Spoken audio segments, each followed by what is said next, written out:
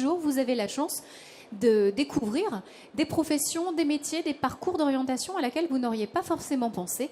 Et pour certains d'entre vous, vous avez un petit coup de cœur pour l'apprentissage. Alors justement, quel est l'apprentissage?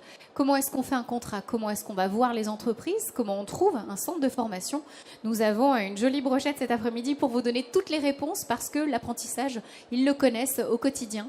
Donc on vous propose de faire une petite présentation de 20 minutes et ensuite de vous laisser la parole pendant 10 minutes pour pouvoir poser toutes vos questions s'il y a encore des choses qui sont incomprises. Dans tous les cas, on est là pour vous donner les clés sur l'apprentissage. Une petite demi-heure, c'est parti. Avec nous, Aline Mollard. Donc vous êtes représentante de la région Auvergne-Rhône-Alpes et vous êtes chef du service, donc partenariat. Vous êtes à la clé pour tout ce qui est finance avec les centres de formation parce que l'apprentissage, des fois, ça a un coût. Alors concrètement, l'apprentissage en région, pourquoi est-ce que c'est important? Pourquoi est-ce que c'est quelque chose à laquelle vous tenez? Alors, parce que tout simplement, c'est une voie de formation que l'on pense de qualité pour tous les publics, y compris pour des jeunes de haut niveau enseignement supérieur.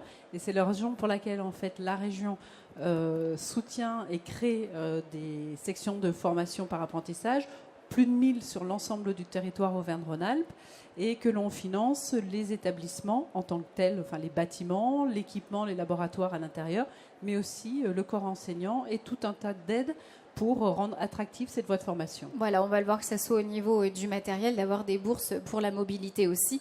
Pas mal de choses à voir ensemble. À vos côtés, Claire Chany, donc elle est conseillère psychologue au Centre d'aide à la décision et ces CAD, comme on dit, sont intégrés au sein des chambres de métiers de l'artisanat. Donc concrètement, qui représentez-vous et quel est votre lien avec les jeunes ? Alors bonjour à tous. Donc nous, on représente en fait les intérêts généraux de l'artisanat et des artisans. Donc nous, le service dans lequel je suis, qui s'appelle Centre d'aide à la décision, on est là, donc on accompagne les futurs apprentis pour notamment leur recherche d'entreprise, parce que forcément, pour faire un contrat d'apprentissage, il faudra trouver une entreprise et un maître d'apprentissage.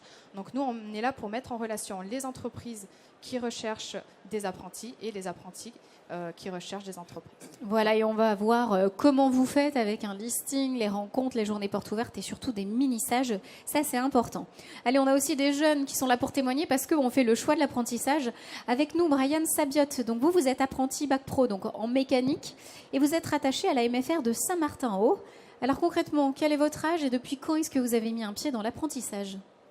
Alors bonjour à tous, j'ai 19 ans et demi et j'ai débuté mon apprentissage en 2015, j'avais 16 ans et maintenant j'en ai du coup bientôt 20. Et pourquoi c'était une évidence de choisir cette filière? C'est que donc vous n'avez pas eu trop d'autres expériences, c'est pas une reconversion, c'était directement après la troisième, hop, on s'insère et on fait de l'apprentissage. Pourquoi? Alors déjà j'aimais pas du tout l'école, donc je me voyais pas rester toute la journée assis sur une chaise, donc je me suis lancé dans l'apprentissage. Et de base, je ne savais pas quoi faire du tout, donc je me suis dit pourquoi pas la mécanique, car j'aime beaucoup les métiers manuels. Donc j'ai essayé la mécanique, donc j'ai débuté par un CAP. Et puis après 2 ans de CAP, la mécanique ça m'a plu, donc j'ai voulu poursuivre dans un bac pro. C'est ça, on continue et c'est ce qu'on va voir en apprentissage. On n'est pas obligé de faire juste un CAP et on s'insère. On peut aussi encore se former et surtout monter en grade. Il y a pas mal de choses qui sont proposées. Et justement, pour nous le rappeler, ça sera Thierry Molinard. Vous êtes adjoint de direction donc à la MFR de Saint-Martin-en-Haut. Concrètement, où est-ce que vous êtes et qu'est-ce que vous formez en apprentissage? Bonjour. Donc, maison familiale de Saint-Martin-en-Haut, c'est dans l'ouest lyonnais, à 35 km de Lyon. On forme des jeunes en apprentissage au niveau CAP et bac en mécanique. Alors, mécanique agricole, travaux publics, espace vert, et puis mécanique agricole aussi. Alors, on va voir les conditions d'entrée. Qui peut prétendre à être apprenti? On va pouvoir en parler. Et enfin, Élise Grasset, vous avez donc 15 ans. Vous êtes en CAP première année, donc charcuterie traiteur, à l'EFMA. C'est une école de formation au métier de l'artisanat qui est à peu près entre Lyon et Grenoble. Donc, c'est à Champfleury, Bourgoin-Isère. Là aussi, à 15 ans, pourquoi on fait ce choix d'aller dans l'apprentissage dans votre cas? Donc bonjour, moi j'ai choisi de faire un apprentissage parce que j'étais aussi pas à l'aise à l'école, j'avais beaucoup de difficultés. Après avoir été presque déscolarisée à la fin de mon année de troisième, j'ai décidé on va dire, de découvrir d'autres voies. Et c'est ce qui m'a fait découvrir le FMA, le centre de formation dans lequel je suis, ainsi que l'apprentissage et ce qui m'a fait aimer ce que je fais aujourd'hui et totalement m'épanouir dans ce que je fais aujourd'hui. Effectivement, parce qu'à l'école, vous étiez un peu de côté, mais en fait, vous aviez un potentiel incroyable et aujourd'hui, une équipe a la chance de vous avoir. Donc, on va pouvoir parler de ça, métier de bouche ou la mécanique. Il y a des choix incroyables en apprentissage. C'est ce qu'on va voir juste après. On va revenir sur le point contrat d'apprentissage, apprentissage. Concrètement, qui peut prétendre à être apprenti? Claire, comment ça se passe? Alors, qui peut être apprenti? Donc, c'est légalement, donc c'est les personnes de 16 à 29 ans. Donc, il y a la nouvelle réforme qui a élargi cette tranche d'âge. Avant, c'était de 16 à 25 ans. Maintenant, c'est de 16 à 29 ans. Mais il y a une dérogation. Donc, les jeunes qui sortent de 3e à l'âge de 15 ans peuvent également être apprentis. Donc, ça, c'est de manière générale. En plus de ça, donc, les personnes qui ont une reconnaissance de qualité en qualité de travailleur handicapé ou en dossier MDPH peuvent être apprentis tout au long de leur vie. Pour eux, il n'y a aucune limite d'âge. Voilà. Donc, aucune limite d'âge. Et concrètement, je me retourne là vers Thierry pour une MFR. Je me balade au mondial des métiers. Je me dis, tiens, ça peut être sympa. Comment je m'organise? Il faut trouver le centre de formation. Il faut trouver l'entreprise. Voilà, comment je m'y prends si je veux faire une formation en apprentissage? Qui je vais voir? Alors, nous sommes pour l'automobile au hall 4. Il suffit de venir nous voir. Pour rentrer dans l'apprentissage, eh bien, il faut un maître d'apprentissage. Donc, dans tous les centres de formation, on a des jeunes qui finissent leur formation, qui sont en terminale, que ce soit terminale CAP, terminale bac. Il y a des places qui se libèrent dans toutes les entreprises. Nous sommes là pour donner des informations, pour donner des contacts en quelque sorte des entreprises pour qu'il y ait une relation entre un jeune se déplaçant dans tel garage, puisque dans le monde automobile, ce sont des garages, pour que les deux personnes se mettent en relation et que ça se termine par la signature d'un contrat d'apprentissage. Donc il faut trouver une entreprise. Claire, de ce côté-là, comment est-ce que vous pouvez aider les jeunes à rencontrer les entreprises qui sont en besoin, notamment celles de l'artisanat? Alors, nous, ce qu'on propose, c'est déjà de réaliser on propose des rendez-vous de l'apprentissage. Donc, c'est des rendez-vous qui expliquent le fonctionnement de l'apprentissage. Qu'est-ce que c'est qu'un contrat d'apprentissage? Donc, qui peut être, comme on l'a vu, apprenti, qui peut être maître d'apprentissage, quels sont les droits et les devoirs de chacun. Donc, on propose ces réunions d'information pour connaître davantage. Et puis, à la suite de ça, ce qu'on propose également, ce sont des entretiens individuels, avec un dossier. Donc on demande le CV, la lettre de motivation, et puis on s'entretient donc avec le ou la jeune pour parler, discuter de son projet et mettre en relation le ou la jeune donc avec les entreprises qui recherchent des apprentis. Voilà, parce qu'on a d'un côté des entreprises qui font appel à nous parce qu'elles ont besoin d'apprentis. Et donc le but, c'est essayer de faire matcher les entreprises et les apprentis. Alors là, je me tourne vers vous trois, que ce soit donc Aline, peut-être ou la région haute. Donc, on a compris, il faut avoir entre 16 et 29, voire peut-être 15 pour certains. Si on est en situation de handicap, il n'y a pas de limite d'âge. Il nous faut une entreprise, un centre de formation. Par contre, comment choisir? Quelles sont les filières où on peut faire de l'apprentissage? C'est vrai que souvent, on a des idées un petit peu arrêtées sur les professions qui sont à la clé. Alors vous avez, en fait, l'apprentissage est ouvert à toutes les filières, tous les secteurs d'activité. Et quel que soit le niveau, c'est ce que je disais tout à l'heure, du niveau le plus bas, c'est-à-dire vraiment dès le niveau 5, voire 6, jusqu'au niveau 1, le plus élevé, c'est-à-dire master, doctorant. Donc vous pouvez le faire par apprentissage et vraiment dans tous les secteurs, que ce soit les secteurs agricoles, que tous les secteurs industriels, du tertiaire aussi, du commerce, etc. Vous avez la possibilité de pouvoir retrouver toutes ces informations et notamment, alors toutes les informations sur le site Orientation Auvergne-Rhône-Alpes qui vous permettent d'affiner votre projet vraiment en fonction de vos centres d'intérêt, de découvrir les domaines dans lesquels vous êtes les plus à l'aise et puis à partir de là de pouvoir affiner, d'avoir connaissance des différentes écoles et des conditions d'entrée, etc.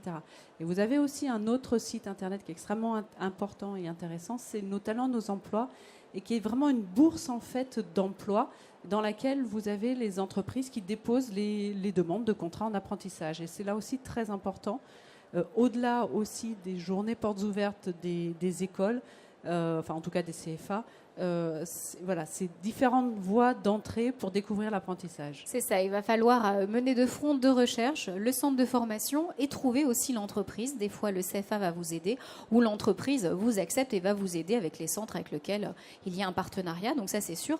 Du côté de la CMA, quelles sont les filières de métiers que vous représentez à laquelle on peut faire tout simplement un dossier pour l'apprentissage ? Je crois qu'il y a 4 familles. Alors, exactement. Ouais. Donc, il y a 4 grandes familles de métiers, parce que les métiers de l'artisanat, ça représente plus de 250 métiers, donc c'est difficile d'être exhaustif, mais on peut les répartir par 4 grandes familles. Il y a les métiers de service, donc ça peut être de la coiffure, des réparations de la mécanique auto, etc. Il y a les métiers de bouche, donc tout ce qui est, par exemple, pour Élise, charcuterie traiteur, il y a boulangerie, pâtisserie, chocolaterie, tout ça.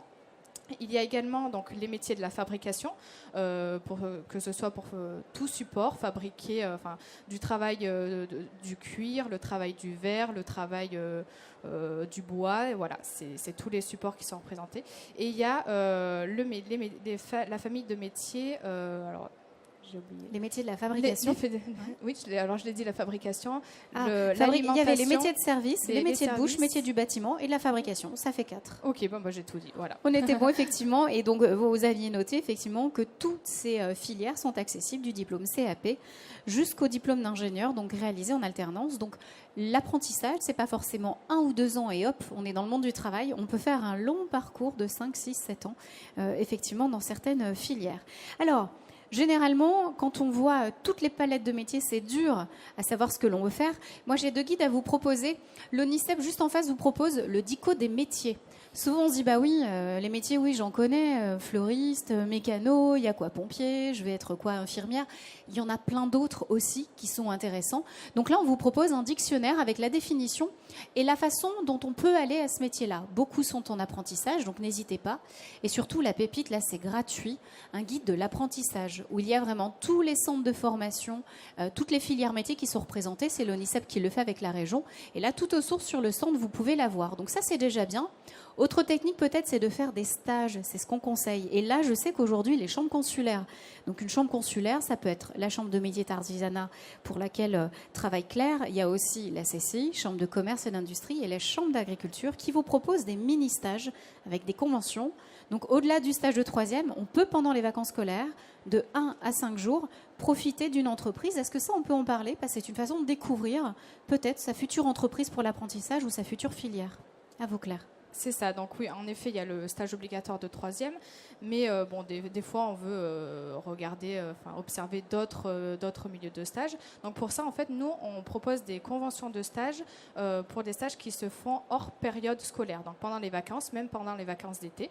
Donc ces stages sont illimités, donc c'est des stages de 1 à 5 jours, mais ils peuvent se répéter à chaque vacances scolaire, c'est vraiment illimité. Donc en effet, c'est vraiment pour découvrir des stages, que ce soit pour se dire à la fin du stage oui ça m'a plu ou non ça m'a pas plu. Dans tous les cas, c'est une avancée et puis c'est vraiment découvrir aussi le monde professionnel avec ses contraintes et d'acquérir une certaine conscience professionnelle aussi. Voilà, et ça vous aide à choisir, vous les jeunes. Vous pouvez très bien faire, je ne sais pas, en février, 5 jours à Décathlon. Au mois d'avril, on va aller à la piscine municipale. Puis tiens, je vais peut-être aller dans une ferme parce que le milieu agricole me plaît. 1 jour, 2 jours, profitez-en, c'est gratuit, ouvert à tous. Il faut juste avoir un établissement scolaire. Vous trouvez l'entreprise et puis après, la CCI, la CMA, la Chambre d'agriculture vous aide. Alors eux, ils ont fait le choix de l'apprentissage. On va leur donner le micro. Élise et Brian, on a envie un petit peu de vous entendre sur votre quotidien.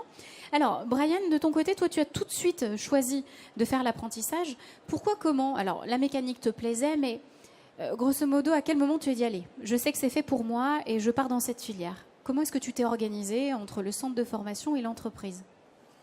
Alors déjà, j'ai commencé, c'était en les stages de 3e. Du coup, je me suis dit, pourquoi pas faire un stage en mécanique. Du coup, j'ai fait un stage, ensuite 2 stages, 3 stages, et puis petit à petit, ça me plaisait. Donc après, je me suis renseigné sur les bacs, les CAP, etc. Toi, tu habitais où? C'est de quelle origine? De quelle origine? Ouais, c'est-à-dire Lyon, Grenoble, Saint-Étienne. T'étais moi je d'où suis à en fait? Érigny, moi. Grigny, d'accord. Donc Irigny, on reste ouais. Irigny, pardon. Oui. Donc on reste dans la région lyonnaise. C'est ça. Et quand on recherche les CFA, est-ce que certains te demandaient d'aller loin ou pas? Là, il y avait la MFR de Saint-Martin-Haut. C'était direct, en fait. Tu as juste fait son premier choix et. Non, j'ai regardé déjà tout aux alentours, donc j'ai vu qu'il y en avait pas mal d'écoles, donc je me suis dit... C'est bon, j'aurai de quoi C'est assurer le choix. Ça, c'est aussi bien quand vous recherchez. Des fois, il y aura peu de place, peu de centres. Des fois, il y en aura beaucoup. Donc, ça vous permet aussi de savoir est-ce que je peux être mobile, est-ce que je peux aller à la formation. Et après, concrètement, pour la MFR de Saint-Martin-Haut, est-ce que vous avez été à des portes ouvertes? Comment vous êtes renseigné sur les formations qu'ils proposaient? Là, du coup, j'ai fait les portes ouvertes. Et je me suis renseigné comment ça se passait. Et puis après, je me suis inscrit là-bas, du coup. D'accord. Donc, vous avez fait quoi en premier? Vous êtes inscrit au CFA ou vous avez trouvé une entreprise? Comment ça s'est passé? Ouais, parce qu'on a besoin de comprendre comment c'est s'organise. Parce que c'est vrai que vous aviez 15 ans à l'époque. Ouais. Mais voilà, comment. Peut-être Thierry, de donner un conseil. Voilà, moi je suis à fond, j'ai super envie de. Je vous ai vu à la MFR, tiens, je vais m'inscrire. Je vais vous voir. Vous allez quoi me dire? Non. Tant que tu n'as pas l'entreprise, tu t'inscris pas. Ou on peut s'inscrire et on trouvera l'entreprise après. Comment ça se passe concrètement? Alors, tous les mercredis après-midi, on reçoit les familles avec les jeunes pour des préinscriptions. Et puis après, les familles, le jeune partent en recherche d'entreprise. Les entreprises ont bien l'habitude de travailler avec nous. Les entreprises, chaque entreprise, dans chaque métier, aime travailler avec un tel ou tel CFA et bien souvent oblige, entre guillemets, le jeune à venir dans tel CFA. Donc ça se fait très rapidement. Voilà, c'est assez rapide et surtout dans la mécanique, il y a de la place. Alors, on revient à toi, Brian. Concrètement, quel est ton quotidien? Allez, on oublie à 15 ans, aujourd'hui en bac pro. Comment s'organise cette semaine à l'école et la semaine en entreprise? Quelle est la rotation déjà? Du coup, ça dépend déjà, car des fois, on peut avoir 2 semaines au boulot, 2 semaines en entreprise, à l'école. Et des fois, ça peut être 1 semaine, 2 semaines, 1 semaine, 3 semaines, 2 semaines, 2 semaines, 2 semaines. Donc déjà, ça varie bouge, souvent, il n'y a oui, pas ça des varie mois qui souvent, se oui. ressemblent. Et concrètement, qu'est-ce que vous apprenez quand vous êtes en mécanique à l'école? C'est quoi le programme? Est-ce qu'il y a des matières générales? Est-ce qu'il y a que du technique? Non, il y a les deux, il y a de général et mécanique. Ouais. Et après, donc on passe en atelier avec des profs? C'est ça, alors du coup, sont, pour moi en bac pro, du coup, j'ai 4 heures par semaine d'atelier. Et le reste, c'est du coup le général et la méca. Et après, quand vous passez dans le monde de l'entreprise, vous êtes élève ou vous êtes salarié? Du coup, moi, maintenant, je travaille comme un salarié, voilà. Ouais. Donc, j'apprends toujours, mais je travaille comme un salarié, ouais. Voilà, donc on a une vraie responsabilité et on va voir tout à l'heure, vous allez nous donner des indices à savoir est-ce qu'on est fait pour cette formation en apprentissage ou pas. Certains vont avoir peur de se dire oh là, j'arrive dans le monde de l'entreprise. D'autres au contraire, j'en ai ras-le-bol de l'école et s'il vous plaît, aidez-moi à trouver mes compétences dans le milieu pro. On va voir ça d'ici quelques minutes. Avant ça, Élise, on va partager avec toi ton expérience. Donc je le rappelle, 15 ans. En CAP première année, donc charcuterie traiteur à l'EFMA, c'est une école donc, qui est à Champfleury, à Bourgoin, dans l'Isère. Concrètement, comment est-ce que toi tu as trouvé cette école et surtout, comment tu as trouvé ta voie de se dire allez, c'est les métiers de bouche et pas autre chose? Alors moi j'ai trouvé cette école en étant aidée par mon collège qui connaissait l'école déjà de lui-même, qui a réussi à me diriger après beaucoup de temps à chercher. Ils ont réussi à me diriger vers le centre FMA. En partant de là, en fait, quand mon collège m'en a parlé avec ma maman, on est allé visiter du coup le centre de l'EFMA. Et je suis arrivée devant le bâtiment, j'étais encore presque en panique d'imaginer qu'un jour je puisse vraiment aimer quelque chose que je ferais, parce que j'étais dans le déni, dans aucune vision de l'avenir, parce que j'avais peur, je me sentais pas bien à l'école, je me sentais pas bien tout court du coup. Et donc quand je suis arrivée dans le bâtiment, on peut dire que j'ai bugué et que j'ai dit mais c'est là, c'est tout. C'est incroyable, hein, mais c'était comme ça. C'était incroyable pour moi de ressentir ça. Donc j'ai visité plusieurs secteurs. Dans l'alimentation, je savais que je voulais rester dans quelque chose de plutôt soit service, soit cuisine, soit je savais pas encore exactement ce que je voulais faire, si je voulais faire quelque chose là-bas. Et c'est ce qui a fait que justement j'ai fait plusieurs stages après avoir fait les premières portes ouvertes de l'EFMA. J'ai fait plusieurs stages dans plusieurs entreprises différentes. Et c'est là que j'ai découvert que finalement je préférais le côté vraiment alimentation et pas plus service. C'est là que j'ai choisi que j'allais faire plus dans la cuisine ou donc la charcuterie traiteur qui était une voie aussi proche de la cuisine quand même. On reste toujours dans ce secteur effectivement des métiers de bouche. Donc là, ce qui est bien par rapport à ce que nous dit Elise, c'est que vous pouvez ici, par exemple, le Mondial, vous renseigner, prendre des plaquettes en disant tiens, hôtellerie-restauration, ça me plaît. Il y a les métiers de bouche, il y a la grande distribution, j'ai un peu des doutes. Donc on va voir les centres de formation. On a une impression, c'est vrai qu'Élise avait un problème à l'école et de se dire moi, remettre les pieds à l'école, c'est hors de question. Le tableau, les chaises, c'est négatif. Par contre, on arrive, on est dans une cuisine. Et ça, c'est aussi une nouvelle façon d'apprendre, une nouvelle pédagogie, c'est l'apprentissage. Et puis après, on affine par les stages. Et là, comme ça, on arrive à cocher les cases et à faire son choix. Donc aujourd'hui, dans ton quotidien, qu'est-ce qui te plaît dans cette formule d'enseignement ? Pourquoi est-ce que vraiment tu te sens beaucoup plus à l'aise là qu'en salle de classe ? Eh ben, c'est un peu compliqué à expliquer. Aujourd'hui, déjà, quand je suis en entreprise, c'est pas du tout une question d'être en cours. En fait, c'est vraiment dans un monde différent. On ne se sent plus enfant comme on l'était au collège. Et on se sent en fait capable de gravir des échelons, de grandir en fait dans une entreprise, d'apprendre à toujours aller plus loin. Moi, je suis dans une entreprise assez pas énorme non plus, hein, mais assez grande quand même. Et j'ai eu la chance de rencontrer énormément de gens plusieurs personnes dans l'entreprise qui avaient fait des CAP comme moi et qui avaient eu tous aussi des problèmes à l'école, qui n'aimaient pas l'école. Et ça m'a permis de me rendre compte que vraiment, on n'est pas seul. On est vachement nombreux à se retrouver dans ce cas où on n'aime pas l'école, on n'est pas fait pour, et on se retrouve dans un milieu qui est professionnel où on peut effectivement développer d'autres compétences. Alors après, attention, le message, c'est pas si vous êtes mauvais à l'école, choisissez l'apprentissage. Pas du tout. Par contre, c'est si vous avez envie d'apprendre autrement, différemment aussi, ça peut coller. Il y en a qui sont super bons aussi à l'école parce qu'il y a quand même des matières générales et qu'il faut quand même passer les examens, le CAP, le BEP, le bac pro, enfin voilà, il y a pas mal de choses derrière. Mais l'idée, c'est qu'effectivement, on a réussi à trouver chez vous un potentiel et à le développer. Et vous faites partie d'une équipe quand vous êtes au sein de l'entreprise. L'étudiant, l'élève que vous êtes devient un salarié et vous avez chacun votre mission. Justement, Brian, toi de ton côté, quand tu es à l'atelier, donc tu disais, tu es quand même jeune, tu as 19 ans, mais tu fais ton job. Donc par exemple, tous les matins, tu arrives à l'atelier, on te donne quoi ? La mission de réparer un véhicule et on te laisse la responsabilité de le faire. Comment ça se passe ? Ça se passe comme ça, du coup. Ouais. Donc j'ai un dossier où indiquer toutes les informations sur le client, la voiture, etc. Et du coup, après, il y a les pannes ou s'il y a une révision à faire.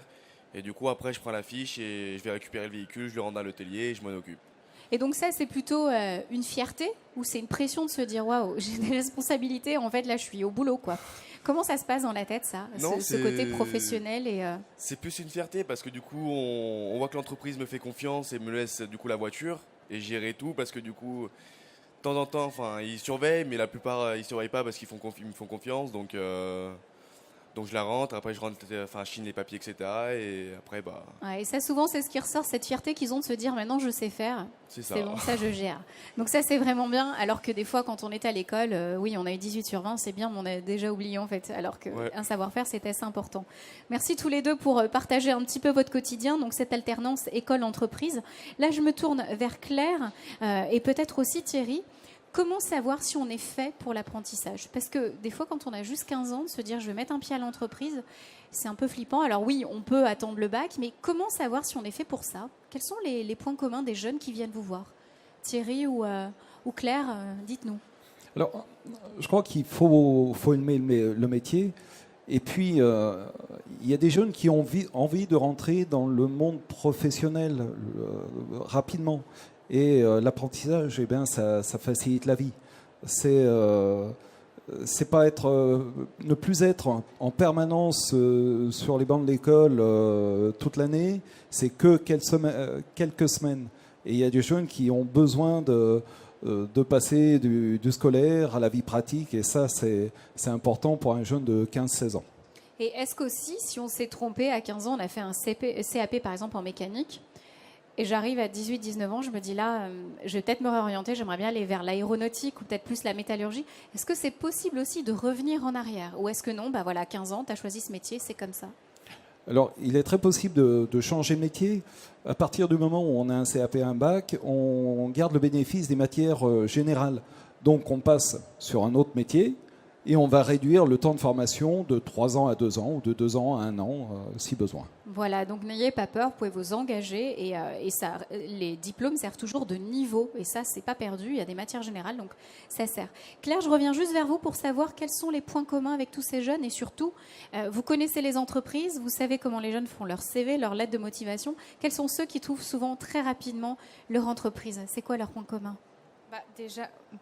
Déjà, comme on en a parlé, c'est majoritairement se connaître. Donc, vous connaître l'entreprise et l'entreprise connaître le ou la future apprenti.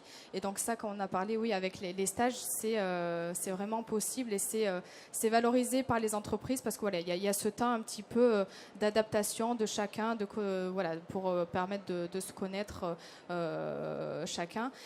Donc, là, c'est vraiment un plus pour l'entreprise de savoir voilà, qu'il y a eu des stages qui ont été faits. Après, ce qui est aussi valorisé, c'est justement faire du porte-à-porte. Hein. C'est vraiment se présenter physiquement à l'entreprise, à l'employeur pour voilà, parler du projet, prendre le temps pour ça. Et c'est toujours en plus que de passer par les parents ou autres, d'envoyer par mail ou par téléphone, c'est toujours valorisé d'y aller en physique. Voilà, donc quand on se lance dans l'apprentissage, faites une recherche active et puis surtout dites-vous que là vous allez faire votre formation dans le centre ou dans l'entreprise, ça sera votre quotidien, donc essayez de bien choisir. Par contre, il y a des élèves qui sont super motivés, qui font leurs lettres, qui ont trouvé leur centre. Malheureusement, ils ne trouvent pas d'entreprise. Là, Aline aussi, il faudrait peut-être rappeler que la région est là pour vous donner un coup de pouce. N'abandonnez pas, ne lâchez pas.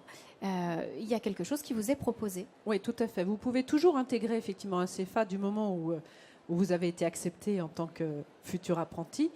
Vous pouvez donc effectivement intégrer donc, votre CFA à la rentrée scolaire et durant une période de 4 mois. Et pendant cette période, en fait, on met tout en œuvre, aussi bien la région que les missions locales et différents partenaires avec lesquels on travaille, pour vous trouver effectivement une entreprise qui vous accueille et donc le maître d'apprentissage qui ira avec. Donc vous avez vraiment 4 mois. Il ne faut pas se fermer à du coup se dire voilà, tant pis, je ne peux pas intégrer un CFA parce que je n'ai pas encore trouvé d'entreprise. Non, effectivement, il y a ce recours-là. C'est ce qu'on appelle le dispositif tremplin qui vise vraiment à vous permettre de vous engager et pendant l'intervalle de trouver cette entreprise. Alors, avant de rappeler un petit peu le programme mondial des métiers, où vous retrouvez et surtout où retrouver de l'information, est-ce que vous avez des questions dans le public sur les filières, sur les dossiers d'inscription, sur les différentes filières, le rôle de la CMA, ou des questions à nos jeunes sur leur quotidien? N'hésitez pas, hein, ils sont là pour vous. Donc, si vous voulez leur demander des choses, ils sont là. C'est le mini mondial ici, c'est bien. Ils sont déplacés. Donc, dans tous les cas, ce qu'il faut juste noter, Thierry Molimard, donc l'AMFR de Saint-Martin-Haut, quelles sont les sessions de formation? Là, les inscriptions sont pour quand? Si on vient vous voir, là, on peut faire une rentrée de septembre avec vous? Alors, les portes ouvertes ont déjà commencé. Hein. Les premières étaient au mois de janvier. Les prochaines sont au mois de mars, le 16 mars et le 25 mai. Nous sommes sur le stand de l'ANFA, donc l'Association nationale de la formation automobile, Hall 4. Hall 4, le message est lancé. Il y a aussi un site internet, donc voilà, on vous retrouve assez facilement. Claire, quel message lancer? Je sais que le mois de mars, généralement, c'est un peu le mois de l'apprentissage. C'est rendez-vous de l'apprentissage les mercredis. Comment est-ce qu'on peut venir vous voir et vous rencontrer? Alors du coup, donc il y a des rendez-vous de l'apprentissage à partir là de fin février.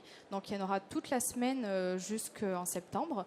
Donc pour y participer, vous pouvez donc contacter la chambre de métier. Donc on prendra le temps de créer un dossier et puis après, tout s'enchaîne. Hein. Il y a donc le rendez-vous de l'apprentissage, les entretiens et puis après la mise en relation. Donc voilà, dès maintenant, vous pouvez nous contacter pour proposer une date et vous inscrire. Voilà, et au-delà de ça, Claire, je sais que sur votre stand, j'ai été voir les mini-stages découvertes, il y a un petit flyers. Pareil, vous cherchez un patron pour faire votre apprentissage, consultez les offres, il y a le site, bourse de l'apprentissage aussi, et puis le guide de l'apprentissage. Donc là, Claire, au Mondial, vous êtes tout, vous n'êtes pas loin de nous, hein, juste derrière. C'est ça, je crois. juste derrière au stand de l'apprentissage de la Directe. Voilà, et Claire peut faire des petits entretiens jusqu'à 18h, donc n'hésitez pas à aller la voir. Du côté de la région, là aussi, Aline, on peut rappeler, vous avez des bourses d'aide à la mobilité, au transport. Donc là, il y a une conférence tout à l'heure à 14h45 pour vous dire, voilà, n'oubliez pas, il y a des petits coups de pouce qu'on vous donne pour logement et mobilité. Et là, c'est plus des bourses peut-être, bourses au mérite, les bourses. Où est-ce qu'on retrouve toutes ces infos ? Alors, vous retrouvez toutes les informations, effectivement, dans le guide de l'apprentissage. Là, vous avez vraiment toute l'intégralité des informations techniques, administratives, toutes les écoles, entrée par secteur d'activité et entrée aussi par département. Et sinon, nous sommes situés juste à côté sur la gauche. Et sinon, je voulais m'adresser plus particulièrement aux parents, effectivement, pour vous donner quelques informations très, très rapides sur les dispositifs d'aide, notamment sur l'acquisition du premier équipement qui peut parfois être coûteux, que ce soit du matériel ou des tenues ou du matériel pratique comme les couteaux, etc. Donc là, la région, effectivement, donne un coup de pouce. On a également des aides vis-à-vis de l'hôtellerie, restauration et du transport aussi. Donc c'est pas fort. Enfin, il y a une aide à la mobilité, à l'hébergement et la prise en charge des repas sur place. Nous avons également des aides vis-à-vis jusqu'à la fin de l'année pour les aides aux employeurs, puis ensuite d'employeurs d'apprentis, puis ensuite ce sera l'État qui prendra le relais. Donc voilà, c'est aussi un argument vis-à-vis des entreprises que vous démarchez. Nous avons des aides, vous l'avez évoqué, pour partir à l'étranger durant votre période de scolarité. Donc ça, c'est intéressant aussi d'intégrer cette facette-là dans votre CV. Et puis, nous avons bien entendu des aides en cas de situation difficile qui intervient durant votre période d'apprentissage avec un fonds social pour apprentis, si vous avez une rupture financière, familiale, etc. Et puis enfin, pour tous ceux qui, à l'issue de leur formation, ont obtenu plus de 16 sur 20 de moyenne, ils ont aussi la possibilité de bénéficier de la bourse au mérite, donc à hauteur de 500 €. Donc voilà, c'est un ensemble très rapide des aides, mais qui peut aussi encourager à aller voilà, vers c'est cette ça. section. Il ne faut pas s'arrêter sur quelques critères dans tous les cas. On revient rapidement juste sur Brian, Alice. Qu'est-ce qu'on peut vous souhaiter pour la suite ? Où est-ce que vous envisagez l'avenir ? Là, il y a le bac. Il y aura quoi ? Une suite ou c'est tout de suite le boulot ? Pour en ce moment, je ne sais pas du tout. Ouais. Mais là, pour le moment, j'envisage d'arrêter, de passer mon bac et passer dans la vie active directement. Allez, au boulot. En tout cas, merci beaucoup d'être venu. C'est tout ce Merci qu'on vous souhaite. Merci d'avoir partagé votre expérience. Élise, 15 ans, vous êtes au début. Alors, où est-ce qu'on vous retrouve ? Vous avez déjà une envie ? Je crois qu'on avait noté BP traiteur option dessert. Ça, c'est plutôt pas mal déjà d'avoir une spécialité, peut-être. Option dessert, je l'ai pas encore. Enfin, je n'ai pas encore envisagé encore de suite. Exact. Je sais que j'aimerais me diriger toujours avec la même entreprise que j'ai aujourd'hui. J'aimerais essayer de me diriger vers un BP traiteur, charcutier traiteur, en espérant pour pouvoir, peut-être après, soit monter encore dans les études, soit continuer avec peut-être une spécialisation dans les desserts ou ce genre de choses. Il y a énormément de possibilités. C'est un grand avantage qu'on a aujourd'hui avec les organisations qui sont autour de nous pour nous aider à choisir, à nous orienter vers la voie qui nous correspond le plus. Pour moi, j'espère vraiment pouvoir continuer et m'épanouir dans le métier que je fais pour l'instant. Et en espérant pouvoir un jour vraiment arrêter les études quand même et faire ce que j'aime, vraiment me lever avec le sourire toujours et voilà. Merci beaucoup, Élise. Et nous, de goûter tout ça, enfin. Voilà, merci beaucoup, Élise. Merci, Brian. On vous souhaite tout le meilleur dans vos branches. Thierry, Claire et puis Aline, merci d'avoir joué le jeu. En tout cas, merci à tous pour votre attention. Le Mondial des métiers, c'est jusqu'à 18h ce soir. Donc, allez-y, courez sur les stands, recherchez de l'info. L'ONICEP, ils ont aussi d'autres guides. Se former en alternance. Vous avez aussi les stages en entreprise, les conseils, trucs et astuces. On vous l'a dit, le guide de l'apprentissage qui est gratuit. Vous l'avez sur le stand de la région Auvergne-Rhône-Alpes. Le DICO des métiers. Pour nous, dans cet espace, on se donne rendez-vous rendez-vous à 14h, c'est d'ici 10 minutes. Sur les métiers d'art, là aussi, vous allez voir, ce sont des vrais métiers de passionnés avec des filières et puis du CAP jusqu'à la licence au BP. Voilà, on fait pas mal de choses dans ce secteur. Merci à tous, bon après-midi et puis on se donne rendez-vous d'ici 10 minutes. On reprend pour les métiers d'art. À tout à l'heure, merci.